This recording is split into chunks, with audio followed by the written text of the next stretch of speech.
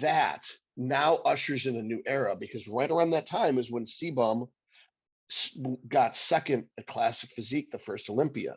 And now we start the CBum era. Now we have someone who's statuesque, picture perfect model with a perfect physique, who's wholesome and humble with a lisp so that he's got social anxiety. He's an introvert. So every introvert boy on the planet can identify with CBum. You now have all these videos on your phone that'll teach you how to safely use steroids. CBum uses a minimal amount of steroids, not because he's judgmental, but because he's got a kidney disease, and he still is the world champion. And so he has proven you can use next to nothing and still be the world's best and look better than the guys who use a lot. Mm-hmm. Right? Well, there's so much genetics that are involved in bodybuilding. There's so much genetics. But that's why you have an entire generation of people now who are like 15 through 25 that worship CBum. And some of those people do have the genetics to get big. So they're going to blow up. They might be a CBum fan, but be bigger than CBum. And now they might be open bodybuilders. That's why people say, oh, Nick Walker got huge overnight. It's like, he started competing in 2012. He didn't turn pro to 2020. And then he blew up in 2021. So it happened. His fame was overnight. He didn't get big or successful at bodybuilding overnight. It took a long time. People don't see that shit. Do you think that Arnold being so critical of how the physiques got out of proportion, do you think that contributed at all to the turn that bodybuilding is making? I think I mentioned that in 2016 he called Rolly out on stage. Yeah, that's why I'm asking. Pretty much made Rolly cry, and everybody stood behind Arnold because they agreed the pregnant caveman look, the giant bubble gut, was gross. However, he also burned a lot of bridges when he refused to award Nick Walker his trophy at the 2020 Arnold after Nick won, on account that he had varicose veins in his calves. That at that point, with that audience, there were more Nick Walker fans in the audience than there were Arnold Schwarzenegger fans at the Arnold Classic. He didn't read it right. He did not read the room. And what's worse is that was the same year, I believe, that he said, fuck your freedom. Fuck your freedoms. Yep. Yeah, he got that for sure. So he lost some sponsors. He lost Redcon. Yeah. That I understand where he was coming from. And he was mad. So I can forgive the fuck your freedom. I can't forgive snubbing Nick Walker. No. Right. That's unforgivable. It takes so much time and so many months, a lifetime to get up there, that to not have the guy come out and present your trophy, that sucks. This is a lifetime to get up there. And Arnold never had to try. You know what? They can go to the gym and they can work out without really just flailing away aimlessly for 6 hours a day. But his life wasn't that hard compared to what people have to do now to get to the size of Nick Walker. You know what I'm saying? Like, Arnold was also a genetic freak, so you can't rely on the genetic freakiness. I think that if Arnold was competing today, he would have tried harder, and he still would have been the best. But he would have been 100 times better than he was. That he had that mindset. He's INTJ, and he was raised in a military-focused home. He would have pulled it together, and he would have been the best. No matter when his era was, he would always be the best in that era. But he doesn't understand how hard modern bodybuilders actually work, because there is so much less discipline to the sport back when he was. Drinking milk, drinking beer, smoking weed, going to the beach, fucking different girls all the time. There is no sacrifice. If you watch the beginning of Rocky, that's a real bodybuilder's life.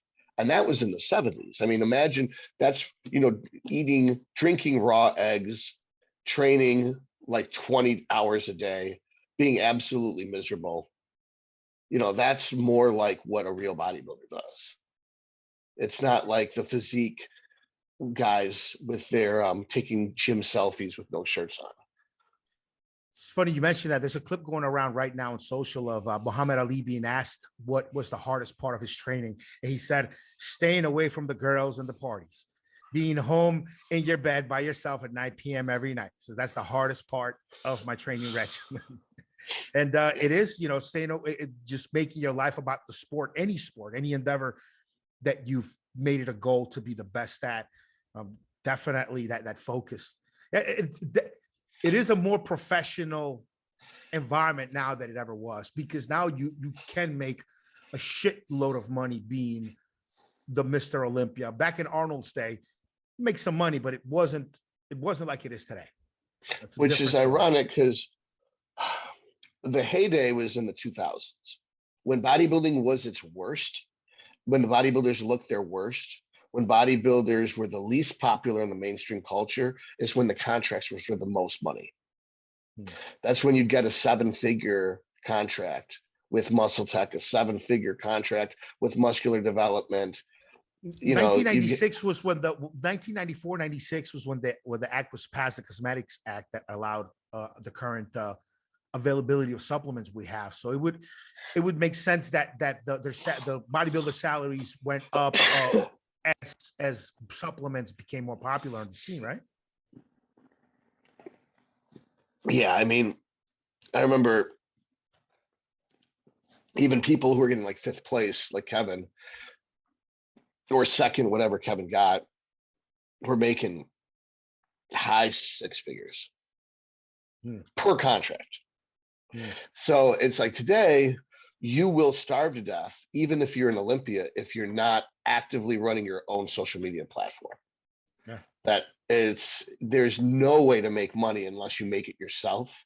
There's no passive income anymore. Oh, back in Kevin's day, the sponsor, the supplement company, the clothing brand that was sponsoring him, they'd call him in to do a photo shoot every so often and just kind of wear our stuff out, and that's it.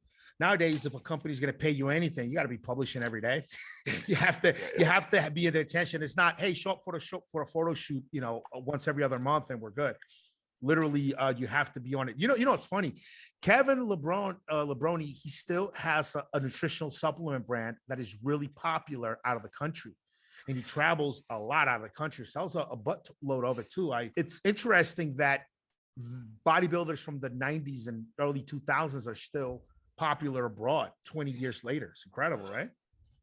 It's the goal, man. It's like you got to make a lasting impact. Like there's not a Jean-Pierre Fuchs fan club. So like what's the difference between Kevin and Jean-Pierre Fuchs?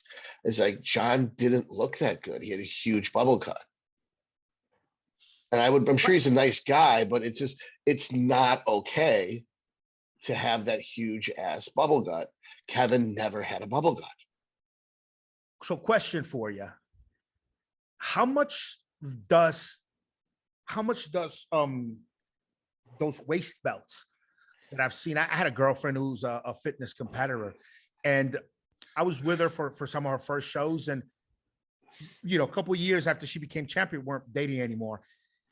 Her waist have gotten so much thinner, and she looked way better on stage as well. And she swears that her waist became smaller because she'd always wear this belt. Is that a real thing? What is your opinion on it? All right, so people have these all confused. There's a difference between a waist trainer and a neoprene waist belt. So a waist trainer like Squeeze Me Skinny or the original Squeam out of Brazil has hooks. They have metal hooks with metal rods, and it's like a girdle that you don't strap that tied into it from behind. You clamp it down on the front. Yeah, those do not squeeze the muscles enough to make the muscles tighter. If anything, they will squeeze the muscles to deactivate the muscle. The muscle will atrophy and your core tension will get worse. The purpose of those is so that it's uncomfortable to relax your stomach muscles, so that the majority of the day, 6, 12, 8 hours a day, you have a tight core. as if you're doing a plank while you stand. That's the point of those, is a neural negative feedback through proprioception to cause you discomfort and pain if you relax your core, so that your core must be tight. Oh, Now, if that's you use it interesting. wrong, if you relax into it, not only is it not helpful, it's harmful. It'll make your Just make your ab muscles thicker, right? Because now you're using that as a brace to pull the muscle, right? now, a weight belt, when you use it like a power lifter, when it's somewhat tight, somewhat loose, and you push your abs out against Yeah. the belt to use it as a brace, so you Mhm. can lift more weight, that will make your waist bigger in theory, Mhm. but only it won't if you're doing vacuums every day. So if you train the transverse abdominis to make your waist tinier 8 hours a day, and you push out with your abs against the weight belt while squatting and deadlifting for a total of 1 minute a week, you're not going to overtrain the waist Mm, relative mm. to and make the waist bigger. If all you're doing is shoveling in 8,000 calories and you have all the subternal abdominal pressure pushing out against your abs, and the transverse abdominis is stretched so much it can't contract, and then you wear a weight belt and push out against that, now your waist is going to get bigger. Nice. I always wondered. I've heard both things from both angles, and like I said, I was pretty amazed. I mean, the first show that I went to with my girl, I saw her. She had a wide waist. I'm like, I'm like, she's not gonna make it. She's not gonna. I just didn't think her waist could get smaller. She was already really dry for that show, and then lo and behold, man, 2 years later, she's winning the championship, and I'm looking at some clips, I'm looking at some video. I wasn't there for it, and I'm like, motherfucker, she actually got her waist really small. But now you're telling me is more mind over muscle, more control over her muscles and her mind than really the waist physically being smaller. It's just she's able now to contract her waist, her muscles, her midsection muscles. That's interesting. Yeah.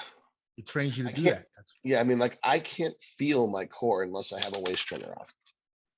So if I put a waist trainer on and then I go lift, I'm not breathing as much because I'm not abdominally breathing. So mm, I'm training my lungs to breathe more efficiently. I'm using parts of my lungs I don't normally use. I have to keep perfect posture. So I'm basically training a lot of middle back muscles that it's going to facilitate with posing and stage presentation right there. Same thing when I'm doing cardio. If I'm doing cardio with a waist trainer on, I have to breathe through my nose. I have to use the tops of my lungs. I have to use my diaphragm. I'm not abdominally breathing.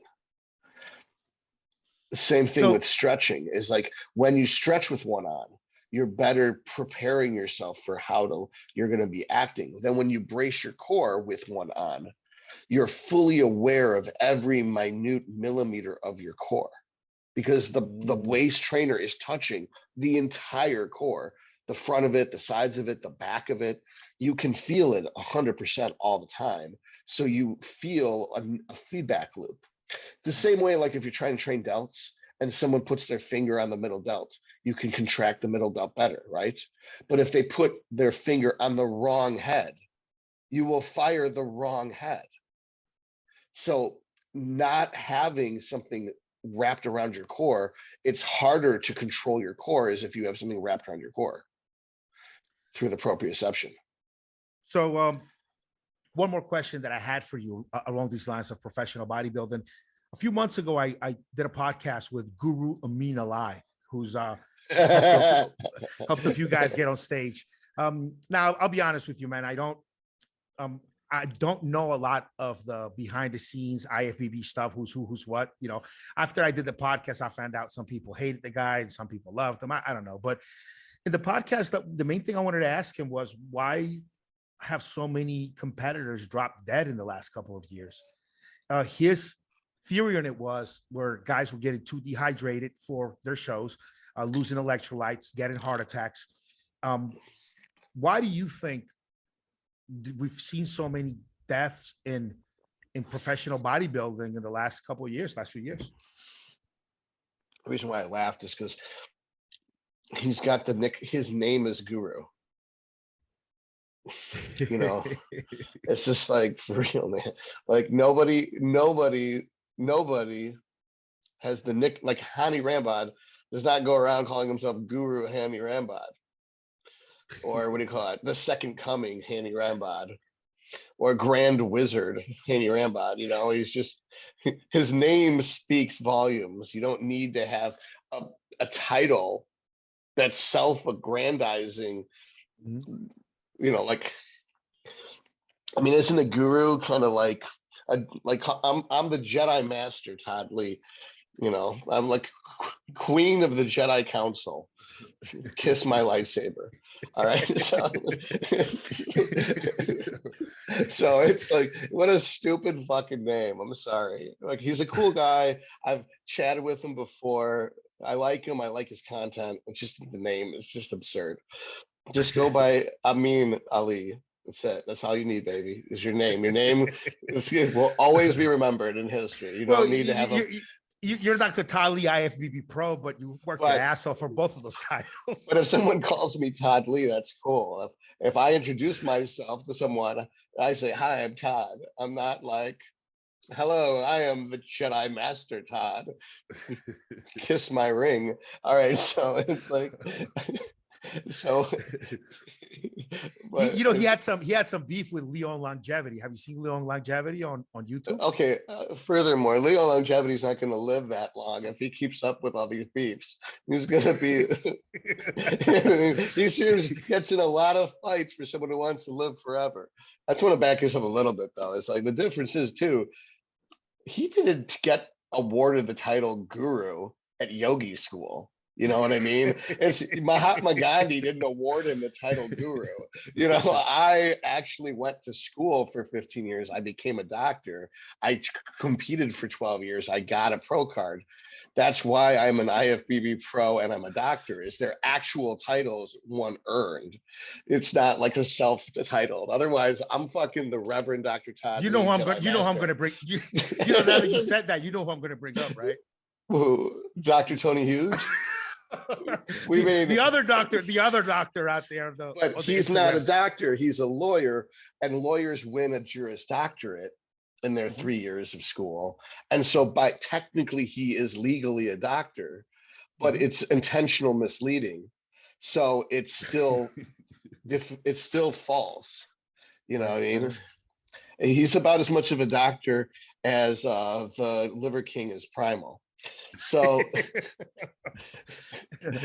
I've been around this industry of the exchange of fitness, steroid, compound information since the year 2000, when I was the director of sales for Mass Quantities when I was just a kid. And I got to tell you something. I've watched everyone, including you, Todd. I've watched everyone make their first videos that go online, the first YouTubes. Tony is one of those guys, man. The first video, especially like the first couple of times he got on Dave Palumbo's show, he didn't know a lot. When you look at his stuff today, I can't say that he knows a lot, but God darn it, he put on a good act. He's entertaining, and he puts a good act on. He's a good interviewer. It's like he is so good at asking someone questions that interviewing someone, like, okay, I'm going to interview this witness. So he gets Trevor on and asks Trevor all the right questions, and then ties it all together. And then he gets to get Trevor to say what he wanted Trevor to say by asking him questions, so it looks like an interview, but he's leading the witness. He's got two Trevors, bold, built up Trevor, and then he's got skinny, blonde hair Trevor. Which Trevor were you? Oh, there's two Trevors? No, there's only one Trevor, man. There's Trevor, and then what do you call it? Trevor 2. You talk about Coach Trevor? You talk about Coach Trevor? Yeah, Coach Trevor is the man. That guy knows his shit. And the other kid he had, and he worked for me when I had my brand. It's Trevor Kuritzin, and he's got a real I think chemical engineering degree or something. But he's got a couple of Trevors. But I think that Trevor just left Enhanced Athlete and went to work for Allmac. He had a couple of Trevors on there. Well, I don't keep track of it. But you were asking me about why people die. Why I think we had a huge explosions of death starting with John Meadows and culminating with Cedric McMillan, it lines up with a certain craze that involved being afraid of something that really wasn't as dangerous to our population, and then exposing ourselves to a preventative measure that was supposed to protect us from Yeah. that very same. Let's not keyword it. Yeah. Let's not keyword. This video will never see a light of day. Yeah. I'm tap dancing so well right now around the subject without saying a goddamn thing. I will tell you this. I had a long list of soccer players that just out of nowhere dropped fucking dead. Soccer players across the board. Athletes' deaths were up 70-fold, not 7-fold, 70-fold. Right. So it was killing healthy people to protect them from something that was of no risk to us, that was mandatory, that you did it, and that you had to sign a document saying you weren't being forced, and you had to send a different document saying you couldn't sue. So there is under no way, shape, or form did they think it was safe. Man, I had it twice. It didn't do shit, bro. Since I don't have, I'm not one of these pre-diabetic, which I think majority of people in the US are probably pre-diabetic. Since I don't have, I don't splurge in sugars and I'm in good shape. It was nothing, bro. Like literally, it was some of the milder colds I've had. And I did have some exhaustion, felt tired for weeks after, but man, it wasn't shit. And I think a lot of people that had issues with insulin sensitivity had a lot worse than people who don't. I think that that's all true for the sick populations that they killed. I don't think it has anything to do with the bodybuilding deaths. I think the bodybuilding death has to do with the way that the spike protein would bind to the ACE receptor, and that the bodybuilders already had blood pressure issues due to the anabolic steroids that they're taking. That furthermore, that the way that it binds to the hemoglobin makes the hemoglobin not carry oxygen, so that the red blood cells have to be increased in proliferation by the bone marrow, which takes months. So that after you've already kicked the infection, you now are repopulating with more red blood cells. So now you're going to have thicker blood. That coupled with the fact that the bodybuilders already were on anabolic steroids and already had a high hemoglobin content. So that someone who would normally, men are supposed to be 40 or 45, bodybuilders are 50 to 55. Post or post scene, I guess you have to edit that word out. I'm sorry. Yeah. How many minutes are we into this? So you know where to go and edit that word out. I'll take care of it. Don't worry about it. But don't leave that fucking word in, because then they'll come kill us in our sleep. We'll have hung ourselves and shot ourselves in the face with guns while watching, and no one will mourn us because they'll have framed us to be. All right, so like, I just got us killed. Luckily, you're in Colombia. You're safe. Like, I'll take my chances with Pablo over Hillary. Man, they'll get you anywhere. They've gotten people out here in Chile. They come down here and get politicians all the time. They get me too if they want it. Yeah, they just got FSB. What do you call it? SBF, what is it? Sam Beckman? Yeah, SBF, yeah. Sam Bankman-Fried. They just arrested him in what do you call it, Jamaica or whatever, Bahamas. Dude was taking a Parkinson's medication. Sort of as a booster for his performance. Dopamine. But what are we talking about? I muted my mic to cough. I had to cough a little bit. Yeah, so killing people with what do you call it? Yeah, covered that. So you got dehydration. You go on a plane to go to the Olympia. It's causing blood clots in your leg because of stasis. Then you throw the clot and you have a pulmonary embolism and die. Every single time that happened, like so-and-so died of a heart attack in their sleep. I'm like, they had a pulmonary embolism from a blood clot that killed them. And they're being written up as a heart attack. So they don't have to have a rash of increase of pulmonary embolisms, which would indicate that their is what caused the death. And then the other amount of deaths that you're talking about are probably all the women that work with Shelby Starnes. That's because Shelby Starnes gives way too much gear protocol. However, that's what they say he does. When I've actually seen his gear protocols, they're not that extreme. So I think a lot of it is, and he's smart enough that you'd think like, oh, take a little more, take a little more, take a little more, take a little more. He's not keeping track. And meanwhile, the girl's doing 500 times the normal lethal limit. That's not the case. Shelby's emails, you have to put in what you're on, and then he tells you what to increase. He's not going to just say, oh, do 25 more milligrams. Oh, do 25 more milligrams and lose track of it. And my personal experience is with girls, they don't understand. Like there's some disconnect. Like if 5 milligrams is good, 50 milligrams is better. And then they lie to you, the coach, about it. They don't get that this is not stealing candy from daddy. This is actually lethal doses of drugs. That the idea of overdosing and dying isn't something that they can comprehend. And also, they don't think they'd rather die than lose, right? But they don't understand that taking more drugs doesn't make you better. There was a study years back where they asked top level athletes if they could take a drug that would make them win, help them win, but they would die in 10 years. Would they do it? And the resounding majority said yes. If they could take a drug to make them world champion, but they would die in 10 years, they would go for it. No problem. Right. And that's most athletes. The difference is, if you ask an athlete, you could take a drug that'll make you die in 20 minutes and you won't win because you'll be dead. 0% of them you'd think would say yes. I feel that girls who do like figure will still take the drug. Wow. They'd rather be dead and have a 24-inch waist than win with a 25-inch waist, or live and have kids and a husband and a life with a 26-inch waist. Now, guys won't do that. In my experience, out of coaching for 14 years, guys will not do more than double what you tell them to do. Girls will take 10 times what you tell them to do. Even if that doesn't make any sense, even if it's the wrong drug. Like, I want to lose fat, so I'm going to take Anavar. It's like, Anavar doesn't burn fat. That's not the right drug. Why aren't you taking, if you wanted to take the drug that makes you lose more fat, why aren't you taking more T3 or more Clon? It's like, oh, I don't like the jitters. I was like, you don't like the jitters, but you want to have a sex change? Like, I don't get it. Like, why not? If you don't want the jitters, stop putting cream in your coffee and don't use the Clon. Mm-hmm. You know, like, rather than having the margarita and the spinach queso dip on Saturday, don't do it.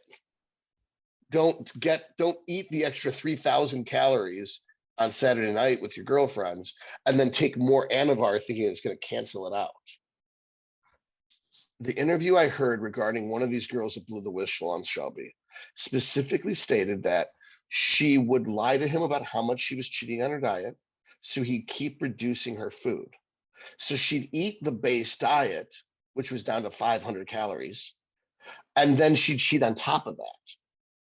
That she was so stupid, she didn't simply tell the truth. Like, I'm not able to eat 1,000 calories because I'm cheating. The minimum amount of calories I can eat and stick to the diet is 1,200. Or lie to him and eat your 1,200 diet you were able to stick to. But what makes no sense to me is lie to him, have him further restrict the diet, and then eat the new restricted diet and then cheat on top of it. Because what I've noticed is when men cheat, they have extra rice or they have extra chicken. Cheating is eating more of their diet food. What I've noticed with girls, when they cheat, it's cookies and cakes and alcohol. Mental breakdown. Yeah, that it's just, they're not made for the sport. They shouldn't be competing at all.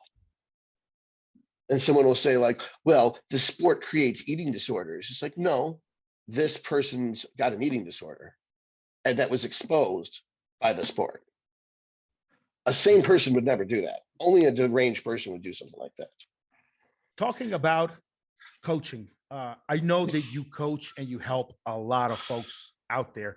And when they get you as their mentor, when they get you as their coach, they're not only getting an IFBB pro, they're getting a medical doctor as well, pretty much for one shot. So I'd like you to just let everyone know, if they want to work with you, if they want you to help them get to their goals, get where they need to get safely, of course, where can they reach you? How can they find you? You know, what's your availability? Please let everyone know. All right. So I also work with Dr. Karina Dodson, who she get two doctors for the price. We're pretty much more competitively priced than other coaches out there. You can reach us at myapexcoaching.com. I also have the same package deals at toddleemd.com. It's the same coaching. It's the two of us at either website. It's just that reactivated the Todd Lee MD site in order to facilitate and make things a little easier, because it also links people with my supplement business, valhallabs.com. Basically, if you Google Todd Lee MD, you're going to find me. Like whether it's Instagram, whether it's TikTok, whether it's YouTube, whether it's the normal internet, Todd Lee MD will help you find me at toddleemd.com or apexcoaching.com. The Apex Coaching YouTube channel. There's a Dr. Todd Lee's Anabolic University coaching channel, YouTube channel. I just started a new podcast called Last Call Out with me and Brady King. That's also on YouTube. Last Call Out is the name of the YouTube channel. Apex Coaching, Karina, and I all have Instagrams. So just Google me, toddleemd.com. Also, I'm pretty sure Ricky will have links in the description box.